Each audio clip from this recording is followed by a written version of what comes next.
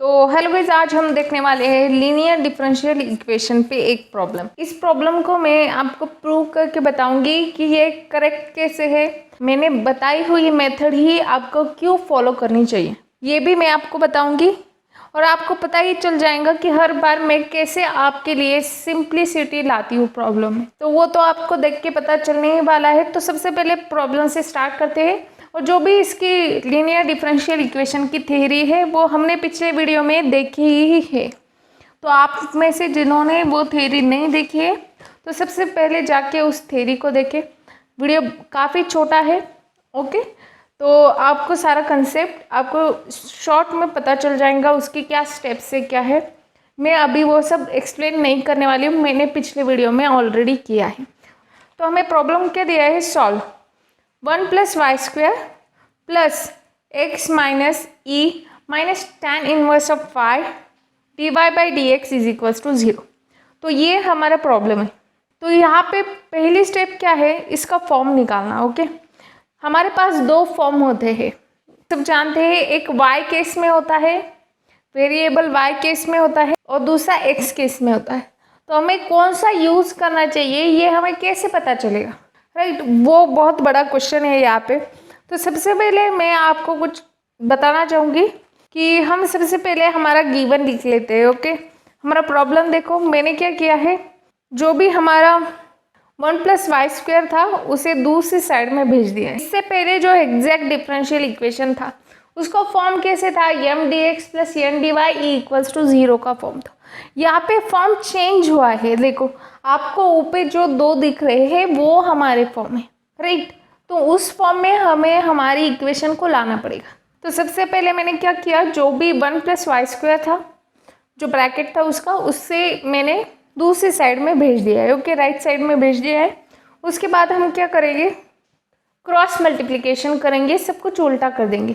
देखो यहाँ पे क्या था, dy/dx था, मैंने क्या किया उसे राइट साइड में भेज दिया है। तो वो कैसे होगा, उल्टा होगा, राइट। यहाँ पे dy/dx है लेफ्ट साइड में, तो राइट साइड में अगर हमें उसे भेजना है तो वो क्या होगा, dx/dy होगा, राइट। मैंने यहाँ से उसे भेज दिया है, ओके। जो भी डिवाइड की टर्म है वो न्यूमरेटर में आ जाएंगी, जो भी न्यूमरेटर की टर्म है वो डिनोमिनेटर में आ जाएंगी, राइट। जब लेफ्ट से हम राइट में भेजते हैं तब यही होता है। तो यहाँ पे भी वही हुआ है, देखो वैसे किया। उसके बाद क्या किया, 1 + y² की जो उसके मल्टीप्लिकेशन की टर्म थी उसे मैंने उसकी डिवाइड में ला दिया है। ऐसा हमें हर बार करना पड़ता है। यहाँ पे मैं क्या कर रही हूँ, सिंपली मैं दूसरा वाला फॉर्म यूज़ कर रही हूँ, dx/dy + px = q। ये फॉर्म में मैं उसे लाना चाहती हूँ।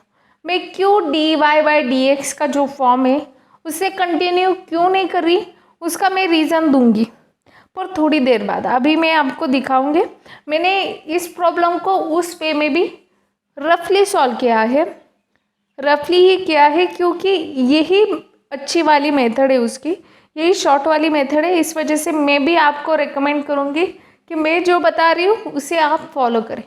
उस दूसरी मेथड में क्या कमियाँ हैं, क्यों वो नहीं करना चाहिए, राइट। हर प्रॉब्लम के लिए ऐसा नहीं है कि आपको सिर्फ dx/dy में लाना, ऐसा बिल्कुल भी नहीं है। ये गलत फहमी आप बिल्कुल भी मत पाइए।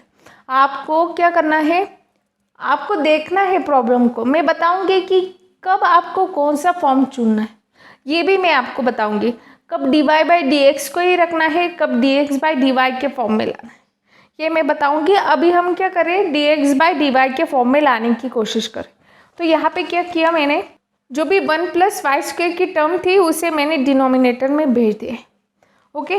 तो उसके बाद क्या किया, उसको सेपरेटली डिवाइड कर दिया।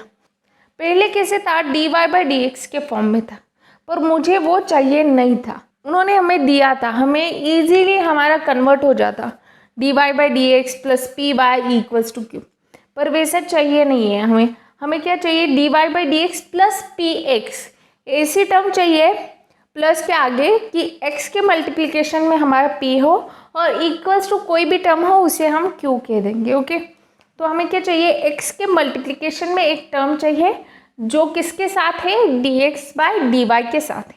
तो वही लाने के लिए हम ये कर रहे हैं सब कुछ। तो उसे डिवाइड कर दिया, सेपरेटली डिवाइड कर देंगे और यहाँ पे मैं क्या कोशिश कर रही हूँ, e raise to minus tan inverse of y है, उसे मैं न्यूमरेटर में रखना चाहती हूँ। इस वजह से मैंने इतना सब कुछ किया है। मेरा एम क्या है, एक्सपोनेंशियल की टर्म है, डिफ़िकल्ट हो जाएगा प्रॉब्लम, इसलिए मैं चाहती हूँ कि वो टर्म न्यूमरेटर में ही रहे। तो क्या होता है, dx बाई dy अगर हम इस प्रॉब्लम का निकालें तो वो टर्म न्यूमरेटर में रहती है, पर अगर हम dy बाई dx निकालें तो वो पहला वाला फॉर्म यूज़ करें जो गिवन में थोड़ा बहुत वैसे ही दिया था, तो वो फॉर्म यूज़ करें तो वो डिनोमिनेटर में आ जाती है टर्म, तो वो प्रॉब्लम बहुत डिफ़िकल्ट हो जाता है। कैसे डिफ़िकल्ट होता है बताऊँगी। तो यहाँ पे क्या चाहती हूँ मैं, उसे सिंपल करना चाहती हूँ, dx बाई dy करना चाहती हूँ, सेपरेट कर लिया है, राइट। सारी स्टेप आपको समझ में आ गई यहाँ तक की। तो सेपरेटली इसको डिवाइड भी कर दिया, माइनस साइन को ऊपर मल्टीप्लाई भी कर दिया, जो माइनस था वो प्लस हो गया, जो प्लस था वो माइनस हो गया, राइट।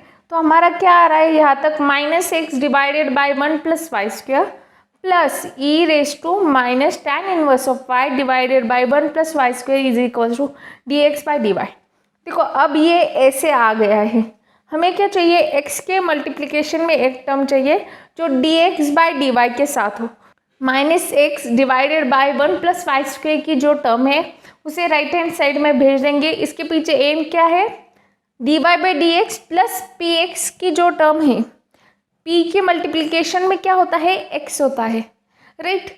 तो हमें क्या चाहिए, वो x मल्टीप्लिकेशन का चाहिए। देखो दूसरी जो टर्म है हमारी e raise to minus tan inverse of y divided by 1 plus y square, वहाँ पे कोई x है क्या, नहीं।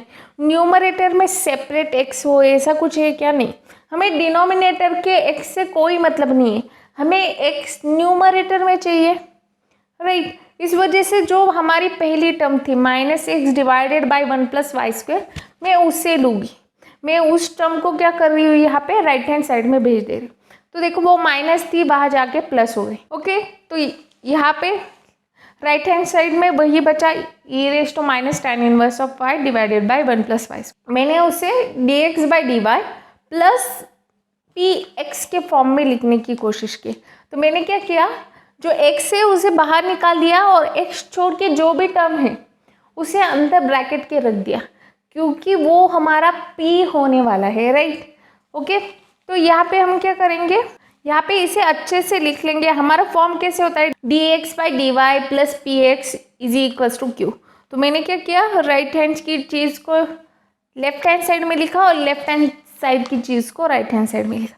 तो इससे कोई फ़र्क नहीं पड़ता, दोनों सेम ही है, इक्वल ही है, यहाँ का वहाँ लिखो, वहाँ का यहाँ लिखो। तो मैंने सिर्फ उसे उल्टा लिखा है ताकि हम अच्छे से कंपेयर कर सके, उसी फॉर्म में वो दिख सके। तो यहाँ पे लिखा है मैंने, compare with dx by dy plus px is equals to q, right. यहाँ पे कंपेयर करेंगे तो x के मल्टीप्लिकेशन में जो टर्म है वो p हो गई है और इक्वल्स टू करके जो भी टर्म है वो q हो गई है, राइट। यहाँ पे मैंने वो सब लिख लिया है। उसके बाद हमारी स्टेप नंबर 2 क्या होती है, हमें यहाँ पे इंटीग्रेटिंग फैक्टर को निकालना पड़ता है।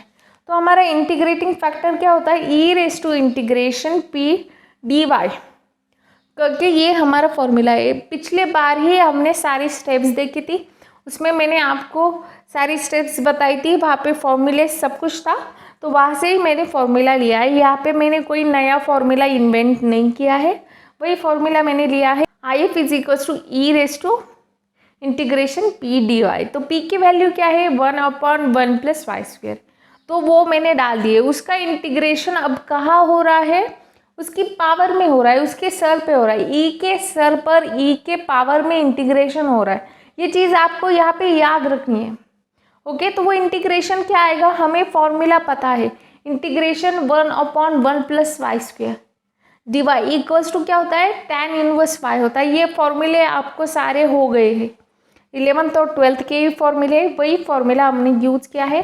तो वहाँ पे क्या आ गया, उसकी पावर में tan इनवर्स ऑफ वाई आ गया, okay. IF is equals to e raise to tan inverse y आ गया। देखो ये हमारा निकल गया IF, और इसके बाद हम क्या करेंगे, फाइनल सॉल्यूशन निकालें। पर इससे पहले मैं आपको बताना चाहूँगी कि जो हमारे दूसरा फॉर्म था उसमें हमने क्यों नहीं निकाला, वो कैसे और डिफ़िकल्ट हो जाता, ये सब मैं आपको बताना चाहूँगी। तो देखो मैंने इसे रफली सॉल्व किया है, इतना कुछ अच्छे से सॉल्व नहीं किया है, रफली किया है। शायद आपको लगे कि हैंड राइटिंग ख़राब है, तो समझ लीजिए मैंने रफली सॉल्व किया है इसे। तो देखो यहाँ पे सेम प्रॉब्लम मैंने लिखा है, आपको डिस्प्ले हो रहा है, स्टेप 1 करके मैंने लिखा है। उसमें हम क्या करें, उसे dy by d x plus p y equals to q के फॉर्म में लाने की कोशिश करें। ओके, जो भी हमारा फॉर्म नंबर 1 है। तो मैंने क्या किया है यहाँ पे, सबसे पहले जो भी टर्म थी हमारी 1 + y² की, उसे दूसरी साइड में भेज दिया है। तो जो भी dy बाई डी एक्स के मल्टीप्लिकेशन में था उसे न्यूमरेटर में भेज दिया। सेपरेटली उन्हें क्या किया, डिवाइड कर दिया उसके बाद, और उसके बाद क्या किया, वहाँ पे y² था। देखो हमारी सेकेंड टर्म में क्या है, y² है। तो मैं क्या चाहती हूँ, मेरा कैसे हो, dy by d x plus p y करके हो, मतलब ऐसा कोई चीज़ हो जो न्यूमरेटर में y हो मेरे। कोई भी मेरी एक p की जैसी मेरी एक टर्म आने वाली है, राइट, तो उसके मल्टीप्लिकेशन में मुझे y चाहिए। तो हमारी पहली टर्म में देखो वहाँ पे न्यूमरेटर में कोई y दिख रहा है क्या, हमें नहीं दिख रहा है, तो मैं दूसरी टर्म लूँगी। वहाँ पे क्या है, y² है, तो y² को मैंने डिवाइड कर दिया है, y इंटू वाई कर दिया है। तो एक y को मैंने बाहर लिख लिया है ताकि वो p इंटू वाई वाला टर्म है वैसे दिख जाए। ओके, वहाँ पे वैसे दिख जाए, इस वजह से मैंने वैसे किया है। तो हम क्या करेंगे, वो सबको क्या करेंगे, लेफ्ट हैंड साइड में शिफ्ट कर देंगे। तो मैंने उसे लेफ्ट हैंड साइड में शिफ्ट कर दिया और ये आ गया है हमारा फॉर्म में, dy by d x plus p y equals to q के फॉर्म में ये आ गया है। तो देखो इससे मैंने p और q की वैल्यूज़ भी निकाल ली है, आपको दिख रहा होगा। पर यहाँ पे एक चीज़ मैंने जैसे कि बताई थी, जो भी एक्सपोनेंशियल की टर्म है e raise to minus tan inverse y, वो टर्म यहाँ पे डिनोमिनेटर में आ रही है। ये कैसे दिक्कत देगी मैं आपको बताती हूँ। इस वजह से आपको देखना है, जो भी बड़ी टर्म है e रेस टू कोई उसके ऊपर चीज़ है, जैसे कि यहाँ पे माइनस tan इनवर्स y है, तो ऐसी टर्म आप हमेशा कोशिश करें कि न्यूमरेटर में रहे। अगर उसे न्यूमरेटर में रखना है, राइट, आपको अगर वो चीज़ न्यूमरेटर में या फिर ऊपर ही दी है, और आपको क्या करना है, उसे कोशिश करना है कि आप उसे ऊपर ही रखें, न्यूमरेटर में ही रखें। मतलब प्रॉब्लम में आपको न्यूमरेटर में वो चीज़ दी है, प्रॉब्लम आपको वैसे पूछा गया है, जैसे यहाँ पर देखो हमें प्रॉब्लम में क्या दिया है, ऊपर ही दिया है, डिनोमिनेटर में नहीं है वो एक्सपोनेंशियल की टर्म। इस वजह से हम कोशिश करेंगे कि उसे न्यूमरेटर में ही रखा जाए। तो देखो अगर हम dy बाई डी एक्स की मेथड यूज़ करते तो वो ऑब्वियसली डिनोमिनेटर में चला जाता। इस वजह से हमने यहाँ पे क्या किया, उसे dx बाई डी वाई की टर्म में लाने की कोशिश की थी। तो देखो इसके आगे यहाँ पे क्या डिफ़िकल्ट हो जाता है मैं आपको दिखा दूँ। नेक्स्ट स्टेप क्या है हमारे, यहाँ पे हम IF निकालते हैं। IF का इस फॉर्म के लिए फॉर्मूला क्या होता है, e raise to integration p dx होता है। ओके, तो वहाँ पे मेरा कुछ रफ हो गया है, तो वो आप इग्नोर करें। ओके, तो वो इंटीग्रेशन कैसे आएगा, देखो जो भी हमारा p है उसकी वैल्यू डाल दो। तो देखो e के ऊपर जो हमारा इंटीग्रेशन है, जो पावर में आ रहा है, वो कितना बड़ा आ रहा है, क्या आप इसे सॉल्व कर सकते हैं? मैं आपको पर्सनली पूछती हूँ, अगर आपको ये सॉल्व करने आ रहा है, आपको पता है आप इसे एक सेकंड में निकाल देंगे, क्योंकि आपके पास एग्ज़ाम में एक प्रॉब्लम को सॉल्व करने के लिए सिर्फ 60 सेकंड रहने वाले। इस वजह से आपको हमेशा कोशिश करनी है कि आप 1 मिनट में उस प्रॉब्लम को सॉल्व कर सकें, राइट। तो यहाँ पे आप अगर इस इंटीग्रेशन को कुछ सेकंड्स में ही निकाल सकते हैं तो आप करें। आपको जो पहली मेथड है dy बाई डी एक्स की, इसे फॉलो करना है तो इसे कीजिए। देखो हर प्रॉब्लम के लिए dy बाई डी एक्स को ही अप्लाई करना है, dx बाई dy को ही अप्लाई करना है, ऐसा बिल्कुल भी नहीं है। ये प्रॉब्लम पे डिपेंड करता है, ये बात मैं आपको बोल रही हूँ, यहाँ पे ही बोल रही हूँ। ये मिसकंसेप्शन आप बिल्कुल भी पाल कर मत चलिए। आपको प्रॉब्लम के हिसाब से फॉर्म को चेंज करना होगा, ओके। या फिर अगर आपको क्वेश्चन में ही इजी सब कुछ दिख रहा है तो वही फॉर्म को आपको लेके चलना होगा, ओके। जिस फॉर्म में आपको अगर प्रॉब्लम दिख रहा है dy बाई डी एक्स में है, सिंपल है, तो आपको उसी फॉर्म को यूज़ करना है। अगर आपको प्रॉब्लम दिया है dx बाई डी वाई में, अगर वो सिंपल दिख रहा है तो आपको dx बाई डी वाई का ही प्रॉब्लम में उसी मेथड से ही सॉल्व करना है, ओके। अगर आपको लग रहा है कि बहुत बड़ी टर्म डिनोमिनेटर में आ रही है, आ जाएंगी, आप रफली आप ओरली कैलकुलेशन करें, अगर उसे देखें आपको तो पता चल जाएगा कि अगर ये टर्म डिनोमिनेटर में आ रही है तो ये प्रॉब्लम कॉम्प्लिकेटेड हो सकता है। उस कंडीशन में आप dx/dy या फिर उस फॉर्म को चेंज कर सकते हैं। अगर आपको प्रॉब्लम कॉम्प्लिकेटेड दिया गया है dx/dy के फॉर्म में, तो आप क्या कीजिए, आपको लग रहा है कि कॉम्प्लिकेटेड टर्म डिनोमिनेटर में आ जाएंगी, आपको सॉल्व करने में दिक्कत होगी, तो उसका फॉर्म चेंज कर दीजिए। आपको लग रहा है dy/dx के इसमें आपको दिया है प्रॉब्लम, और उसका फॉर्म आगे जाके आपकी वो बड़ी टर्म है, जो डिफ़िकल्ट टर्म है, वो डिनोमिनेटर में आ रही है, तो आप क्या कीजिए, उसका फॉर्म चेंज कर दीजिए उसे न्यूमरेटर में रखने के लिए। आप ये सब कर सकते हैं। अभी मैं ये सब आपको बता रही हूँ, ये क्वेश्चन आप मुझे वापस कमेंट में मत पूछना, क्योंकि मैं आपको अभी बता रही हूँ कि आपको क्या करना है क्या नहीं करना है। अगर सिंपल फॉर्म में आपको क्वेश्चन दिया है, सिंपली दिया है, आप डायरेक्टली उसे सॉल्व कर सकते हैं, तो वहाँ पे आपको इसका फॉर्म चेंज करने की कोई भी ज़रूरत नहीं है, कोई भी ज़रूरत नहीं। अगर dy/dx के फॉर्म में दिया है तो वैसे ही यूज़ करें, अगर dx/dy के इसमें दिया है, सिंपल है, तो वैसे ही यूज़ करना है। अगर वो डिफ़िकल्ट हो रहा है और डिफ़िकल्ट टर्म डिनोमिनेटर में आ रही है, तो आपको इसका फॉर्म उल्टा कर देना है। कई कई कंडीशन में अगर आप वैसे भी उसे सॉल्व कर सकते हैं, तो आपको वैसे ही कंटिन्यू करना है। ये चीज़ आपको यहाँ पे बहुत इम्पोर्टेंट है, ये अभी आपको समझनी है। जैसे मैंने आपको प्रूव करके बताया है कि डिफ़िकल्ट टर्म थी एक्सपोनेंशियल के ऊपर, तो वो टर्म के वजह से हमारा p और q की वैल्यू काफ़ी कॉम्प्लिकेटेड आ गई, और उसकी वजह से क्या हो रहा था, हमारा जो इंटीग्रेटिंग फैक्टर था वो बहुत बड़ा निकल रहा था। इस वजह से मुझे प्रॉब्लम देखते ही पता चल गया है, इस वजह से मैंने dx/dy की टर्म को उसमें कन्वर्ट करने की कोशिश की। जो भी dy/dx के इसमें था उसे मैंने क्या किया, dx/dy के इसमें कन्वर्ट किया। क्यों किया, ये सब मैंने आपको रीज़न दिखा दिया। मैंने रफली इवन आपके लिए वापस प्रॉब्लम सॉल्व किया दूसरी मेथड से, क्यों, तो मैं आपको ये कंसेप्ट अच्छे से समझाना चाहती थी। तो ये कंसेप्ट आपको अभी से याद रखना है लीनियर डिफरेंशियल इक्वेशन के लिए। ओके, आई होप कि इसमें आपको कोई दिक्कत नहीं आएगी। मैंने बहुत बार यही आपको 2-3 बार रिपीट करके बता दिया है। आपको ये लिख के रखना है। आप हमेशा वीडियो देखते टाइम ऐसे ही वीडियो ना देखा करें, ज़्यादातर प्रेफर करें कि आप बुक और पेन साथ में लेके बैठे, नोटबुक साथ में लेके बैठे, ताकि मैं जो भी कर रही हूँ, मैं कोई स्टेप बता रही हूँ, तो वो स्टेप आपको नोटबुक में लिखनी चाहिए। अगर आप वीडियो देखते टाइम ही उस चीज़ को सॉल्व करते हैं, तो इसका फ़ायदा क्या है, आपका फाइनल के लिए नोट्स बन जाता है। मैं स्टेप्स दे देती हूँ, वो स्टेप्स आपके शॉर्ट नोट्स के लिए काम में आएगी। आपको एग्ज़ाम से पहले 5 मिनट में उसकी स्टेप्स देख ली, हो गया काम, इतना इजी हो गया, राइट। इतना सब कुछ सिंपल करने के लिए मैं आपके लिए इतनी मेहनत कर रही हूँ। मैंने आपको रिपीट प्रॉब्लम भी सॉल्व करके दिखाया है, क्या इसके पीछे लॉजिक है, यही मैंने अभी ही बता दिया है। अगर ये जो मैंने चीज़ बताई है, तो आप मुझे कमेंट करके बताइए कि ये आपको समझ में आ चुका है। मैंने जो लॉजिक बताया कि अगर सिंपल प्रॉब्लम हो तो वैसे ही उसे कंटिन्यू करना है, जो भी फॉर्म है उसे। अगर डिफ़िकल्ट प्रॉब्लम हो, डिफ़िकल्ट टर्म डिनोमिनेटर में आ रही है, तो उसके फॉर्म को चेंज करना है। और ये कैसे करना है, ओरली प्रॉब्लम को देख के समझना है। आपको देख के समझ में आना चाहिए, इतनी आपकी उस प्रॉब्लम के लिए प्रैक्टिस होनी चाहिए, आपकी इंटीग्रेशन क्लियर होनी चाहिए।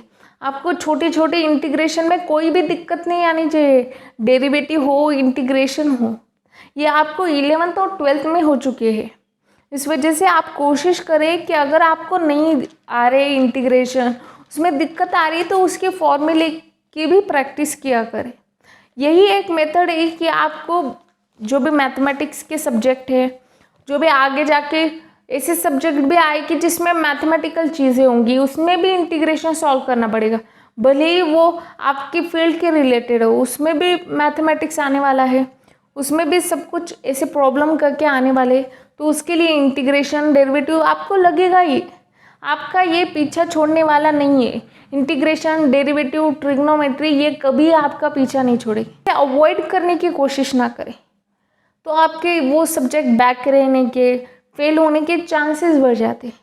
इस वजह से कंसेप्ट क्लियर होना बहुत इंपॉर्टेंट है। आपको नहीं जम रहा है इंटीग्रेशन तो सबसे पहले आप क्या कीजिए, 10 मिनट इंटीग्रेशन के सारे फॉर्मूलेज लिखने के लिए सिर्फ 10 मिनट लगेगा। जो भी नॉर्मल फॉर्मूले है रेगुलरली यूज़ कर रहे हैं वो 10 मिनट ही लगेंगे। बाकी इसके इंटीग्रेशन के सॉल्व करने के मेथड्स है वो एक दिन आप बैठिए, आधा घंटा बैठिए, वो सारी मेथड्स को लिख डालिए, आगे जाके प्रॉब्लम में लगने ही वाली है। सिर्फ यही यूनिट में इंटीग्रेशन नहीं है, आगे जाने वाले सारे यूनिट में आपको इंटीग्रेशन, डेरिवेटिव लगने ही वाले हैं। इस वजह से मैं आपको कंसेप्ट क्लियर करने पे फोकस कर रही हूँ। अगर नहीं है कंसेप्ट क्लियर तो पढ़ाई करते करते, ये करते करते उस कंसेप्ट को क्लियर कीजिए, क्योंकि आगे जाके आपको M3 सब्जेक्ट आने वाला है, इंजीनियरिंग मैथमेटिक्स 3, वो इन दोनों का भी बाप है। जो भी M1 है और M2 है उन दोनों का भी बाप है। अभी से अपने कंसेप्ट को क्लियर रखें। हर बार उन कंसेप्ट को कांटेक्ट में रहिए। 6 महीने बाद, 2 महीने बाद उस प्रॉब्लम्स की रिवीजन करें। इंटीग्रेशन, डेरिवेटिव, ट्रिग्नोमेट्री ये तीनों आपका पीछा कभी नहीं छोड़ेगी। ठीक है, ये आपके लिए बताना इम्पोर्टेंट था, इस वजह से मैंने आपको बताया। बाकी मैं नहीं चाहती कि मेरे वीडियोज़ की साइज़ बड़ी हो, मैं भी नहीं चाहती। इस वजह से मैं आपको सारी इम्पोर्टेंट चीज़ें ही बताती हूँ। फालतू का कुछ भी बता के आपका टाइम वेस्ट करना मेरा बिल्कुल भी एम नहीं है। ठीक है, तो हमने जो प्रॉब्लम सॉल्व किया था वो कैसे किया था, dx/dy के फॉर्म में किया था, राइट। अगर आपको dy/dx का फॉर्म पसंद आ रहा है, आप वो जो भी इंटीग्रेशन है उसे सॉल्व कर सके, आपको जमता है तो आप कर सकते हैं इतना बड़ा इंटीग्रेशन। मेरा एम क्या है, आपको सिंपल प्रॉब्लम बताना है, क्योंकि मुझे आपके MCQ एग्ज़ाम में फोकस करना है। मुझे आपको इसलिए सिंपलेस्ट फॉर्म में बताना पड़ता है क्योंकि आपके एग्ज़ाम MCQ होने वाली, ओके। और ये वीडियो देखने वाले का एग्ज़ाम MCQ भी हो सकती है, थ्योरी भी हो सकती है। ऐसा नहीं है कि 2 साल बाद ये वीडियो कोई नहीं देख सकता। इस वजह से मैं हर किसी के लिए ये वीडियो बना रही हूँ। मैं आपको सिंप्लिसिटी दे रही हूँ, सिंपलेस्ट फॉर्म बता रही हूँ, तो उसी फॉर्म को फॉलो कीजिए। एक तो आप बुक के फॉर्म को फॉलो कीजिए, नहीं तो मेरे फॉर्म को फॉलो कीजिए। इतना ही आपके पास ऑप्शन है। मैंने पहले भी आपको बताया है। तो dx/dy के फॉर्म में हमने उसे लाया, उसके p और q की वैल्यूज़ को फाइंड आउट किया, उसके बाद उसके इंटीग्रेटिंग फैक्टर को हमने निकाला। किसके फॉर्म में निकाला, dx/dy का जो फॉर्म था उसे ही हमने फॉर्म को फॉलो किया है। इंटीग्रेटिंग फैक्टर हमारा निकल चुका है। अब हम हमारा फाइनल सॉल्यूशन निकालें। फाइनल सॉल्यूशन के लिए हमारा जो भी फॉर्मूला हमें दिया है वो फॉर्मूला हम लिख लेंगे, ओके। ये सारे फॉर्मूलेस पिछले वीडियो में हो चुके हैं। x into integrating factor is equal to integration q into integrating factor into dy plus c। तो यहाँ पे आपको क्या करना है, आपको सारी वैल्यू डालनी है। x वैसे ही आएगा, इंटीग्रेटिंग फैक्टर की वैल्यू क्या है, e raise to tan inverse y है, इज इक्वल्स टू q की वैल्यू क्या है, e raise to minus tan inverse y divided by 1 plus y square. देखो स्टार्टिंग में पहले स्टेप में p और q को फाइंड आउट किया था, वही q मैंने यहाँ पे डाल दिया। इनटू वापस क्या लग रहा है, इंटीग्रेटिंग फैक्टर की वैल्यू लग रही है, वो क्या है, e raise to tan inverse y into D Y plus C. वो सब वैल्यूज डाल दिए है। उसके बाद हम इंटीग्रेशन को सॉल्व करेंगे। तो इंटीग्रेशन को सॉल्व करने से पहले मुझे यहाँ पे एक चीज़ दिख रही है कि देखो e raise to minus tan inverse y है और दूसरी टर्म क्या है, e raise to tan inverse y। तो ये दोनों क्या है, इनका बेस क्या है, e है, राइट। e ही है, दोनों एक्सपोनेंशियल है, तो इनकी पावर की एडिशन हो सकती है। इनकी पावर की मैं एडिशन कर दूंगी तो क्या पता चलता है, देखो 1 माइनस 1 क्या हो जाता है, 0 हो जाता है, राइट। सेम टर्म में से सेम टर्म अगर माइनस हो रही है तो वो क्या हो जाएंगे, 0 हो जाएंगे, राइट। यहाँ पे भी वैसे ही हो रहा है, तो minus tan inverse y plus tan inverse y 0 हो गया। e रेस टू 0 की वैल्यू कितनी होती है, 1 होती है। आप आपके कैलसी में मोबाइल पर कहीं भी चेक कर सकते हैं, उसकी वैल्यू 1। तो वही वैल्यू मैं यहाँ पे डाल रही हूँ। और इसका इंटीग्रेशन क्या आ रहा है, इंटीग्रेशन 1 प्लस वाई स्क्वायर। तो देखो इससे पहले हमने क्या किया था, इंटीग्रेटिंग फैक्टर को निकालते टाइम भी हमें यही इंटीग्रेशन का फॉर्मूला लगा था, राइट। 1/1 प्लस वाई स्क्वायर का इंटीग्रेशन क्या निकलता है, tan इनवर्स y निकलता है। तो देखो ये हमारा फाइनल सॉल्यूशन आ गया है। ये इतना सिंपल है। एक इम्पॉर्टेंट बात क्या है, आपको एग्जाम में बोला गया है कि इसी फॉर्म में निकालो, तो आपको उस फॉर्म को फॉलो करना है, राइट। यहाँ पे दो फॉर्म है, dy/dx का है, मतलब y केस में है और एक x केस में। अगर आपको बोला है y के फॉर्म को फॉलो करो तो आपको उसी फॉर्म को फॉलो करके उस प्रॉब्लम को सॉल्व करना पड़ेगा। अगर आपको बोला है x के फॉर्म को फॉलो करो तो उसी फॉर्म को आपको फॉलो करना पड़ेगा।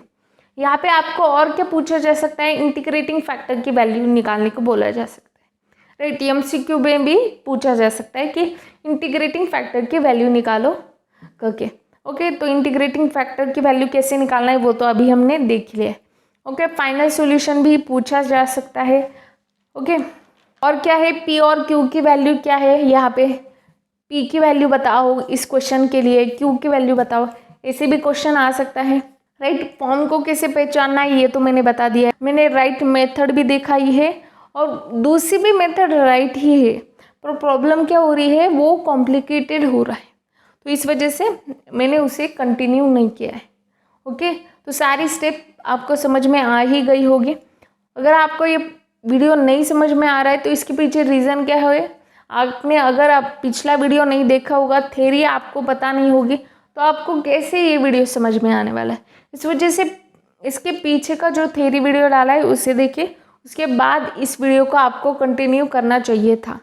ओके, अगर आपके कंसेप्ट क्लियर है तो आप सब कुछ कर सकते हैं। इस वजह से इंटीग्रेशन को, डेरिवेटिव को बिल्कुल भी अवॉइड ना करें। तो आज के लिए बस इतना है। अगर वीडियो पसंद आ रहा है तो वीडियो को लाइक करें। अगर समझ में आ रहा है तो मुझे बताइए कि मैंने जो यहाँ पे आपको ये की कंसेप्ट बताया वो आपको समझ में आया या नहीं, ये कमेंट में मुझे बताइए। मुझे सपोर्ट करने के लिए वीडियो को लाइक करें, कमेंट करें, शेयर करें, चैनल को सब्सक्राइब करें। आज के लिए बस इतना ही। Thank you.